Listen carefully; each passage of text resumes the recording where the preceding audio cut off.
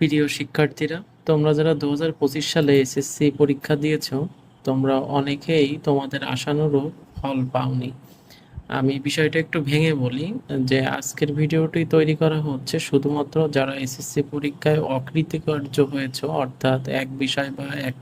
একের অধিক বিষয়ে অকৃতকার্য হয়েছে, বা হচ্ছে তোমরা যারা পাশ করেছো এর মধ্যে তোমরা অনেকেই আছো যে একটি সাবজেক্টে তোমাদের A- হয়েছে বা এ গ্রেড হয়েছে, বাট তোমরা আশাবাদী যে তোমাদের রেজাল্টটা আরো বেশি ভালো হতো। তো আজকের এই ভিডিওটুকু শুধুমাত্র তাদের জন্যই। তো ভিডিওর মূল আলোচনায় চলে যাওয়ার আগে তোমাদের কাছে একটি অনুরোধ, তোমরা আমার এই ইউটিউব চ্যানেলে নতুন হয়ে থাকলে অবশ্যই সাবস্ক্রাইব করবে এবং তোমাদের এডুকেশন সম্পর্কে অর্থাৎ আইসিটি সম্পর্কিত পড়াশোনার সকল আপডেট আমার এই ইউটিউব চ্যানেলে আপলোড করা হবে। ওকে, তো আমাদের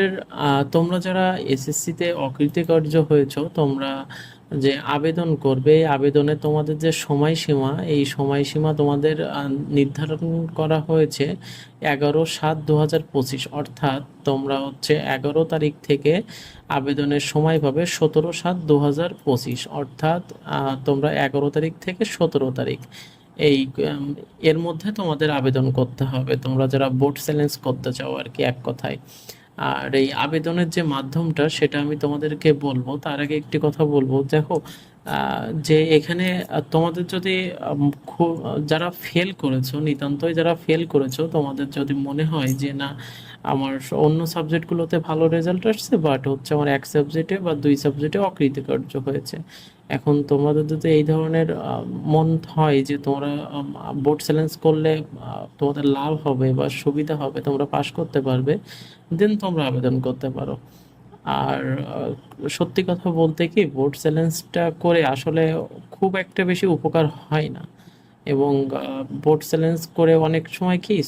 যেসব স্যারেরা খাতাগুলো মূল্যায়ন করেন ওনারা খুবই ভালোভাবে খাতাগুলো দেখেন, এবং পরবর্তীতে যখন বোর্ড চ্যালেঞ্জ করা হয় তখন এই কারণে হচ্ছে খুব একটা ভালোভাবে সুবিধা আর কি হয় না, আমি যতটুকু জানি। তারপরেও ভাগ্যে থাকলে অনেক কিছুই হতে পারে। তো তোমরা হচ্ছে বোর্ড চ্যালেঞ্জ করতে পারো যদি ভালো কিছু পাওয়া যায় এই আশাতে আর কি। ওকে, আর আমরা কিন্তু এখানে কিন্তু আমরা যেভাবে যে বোর্ড চ্যালেঞ্জ করব, আমরা কিন্তু একাধিক বিষয়ে বোর্ড চ্যালেঞ্জ করব। আমাদের কিন্তু প্রতিটি সাবজেক্টের জন্য কিন্তু আমাদের 150 টাকা, 150 টাকা কিন্তু আমাদের প্রতিটি সাবজেক্টের জন্য দিতে হবে। এখন তোমরা যদি দুইটা সাবজেক্টের জন্য বোর্ড চ্যালেঞ্জ করতে চাও, সেক্ষেত্রে কিন্তু 300 টাকা দিতে হবে, অর্থাৎ হচ্ছে 150, 150, 300। আবার যদি তোমরা তিনটা সাবজেক্টের জন্য বোর্ড চ্যালেঞ্জ করতে চাও, তাহলে হচ্ছে সেক্ষেত্রে লাগবে কত, 450 টাকা। অর্থাৎ একটি মাত্র সাবজেক্টের জন্য 150, দুইটি সাবজেক্ট হলে 300, এইভাবে যে কয়টি সাবজেক্ট 150 হলে সেই দিয়ে গুণ দিবা, দিলে তোমরা বুঝতে পারবে। আর হচ্ছে সব থেকে মেন বিষয়, আমরা কিভাবে আবেদন করব সেই বিষয়ে যদি আমরা একটু বলি,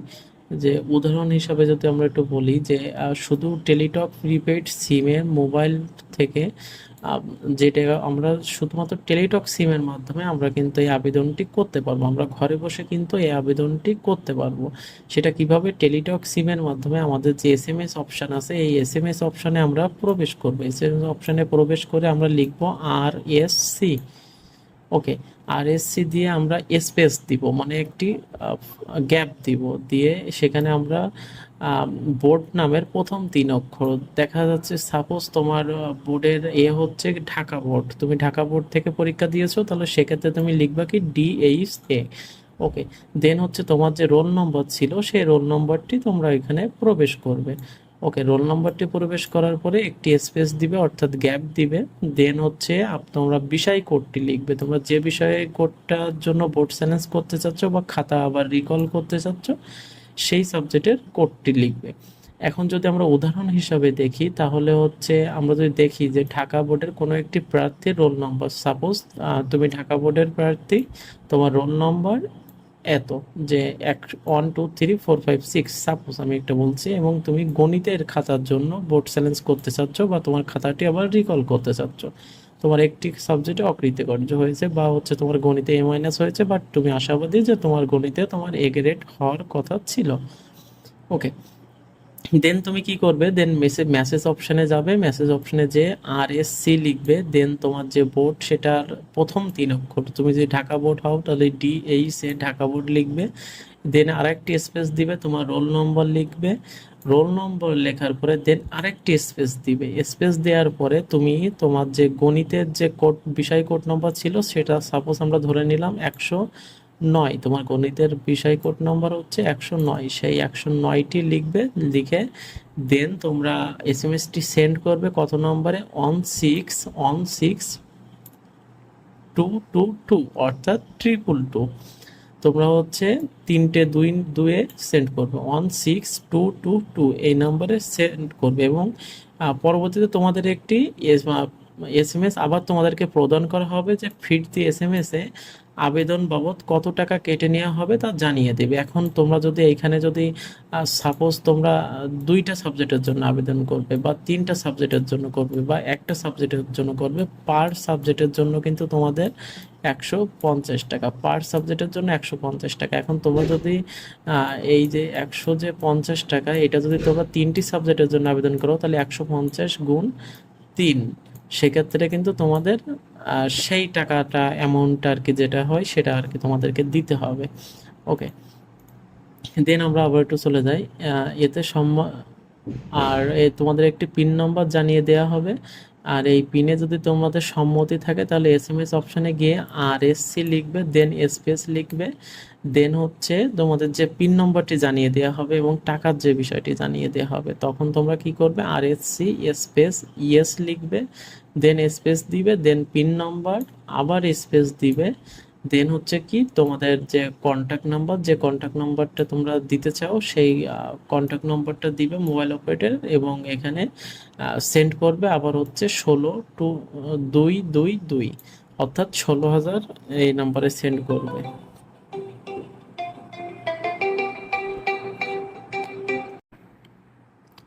ওকে, যেটা বলছিলাম এখন এখানে এখানে হচ্ছে কোনো মোবাইল অপারেটরে লিখে সেটা হচ্ছে এই নম্বরে সেন্ড করতে হবে,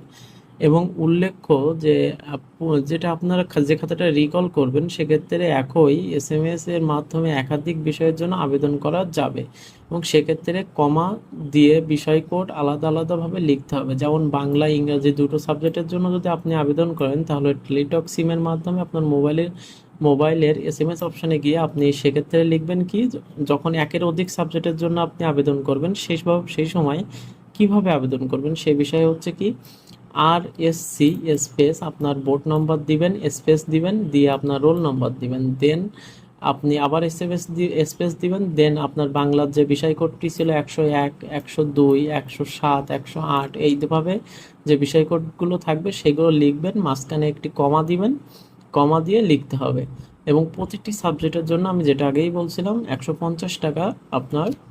কাটা হবে আর কি, ফি প্রদান করতে হবে, অর্থাৎ আপনি যে কয়টি সাবজেক্টের জন্য আবেদন করবেন প্রত্যেকটি সাবজেক্টের জন্য আপনাকে 150 টাকা করে ফি দিতে হবে। এবং এখানে আরেকটি বিষয় হচ্ছে, আপনারা যদি বোর্ডের হচ্ছে আপনারা যদি কল করেন, দেন সেক্ষেত্রে আপনাদের একটি বিষয়, আপনাদের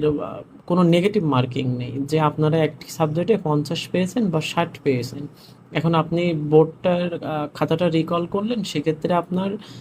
এমন হতে পারে যে আপনি 50 পেয়েছেন, সেখানে আর 2 যোগ হলো নাম্বার 52 হলো, বা সেখানেও আপনার হচ্ছে 55 হলো বা 60 হলো, বাট আপনার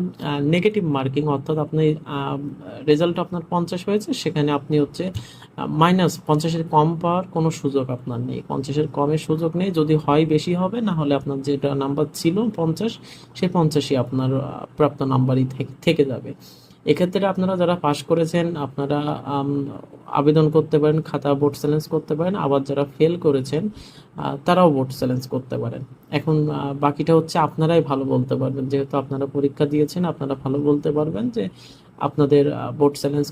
করলে লাভ হবে কি লাভ হবে না, এই বিষয়ে আপনারা বলতে পারেন। অবশ্য এখানে ক্ষতির কোনো সিস্টেম নেই, ক্ষতির সিস্টেমটা কি, যে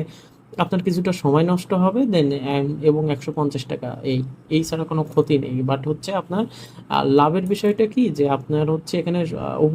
উপকারের বিষয় বলি, লাভ না, সরি, উপকারের বিষয়টা কি, এখানে আপনি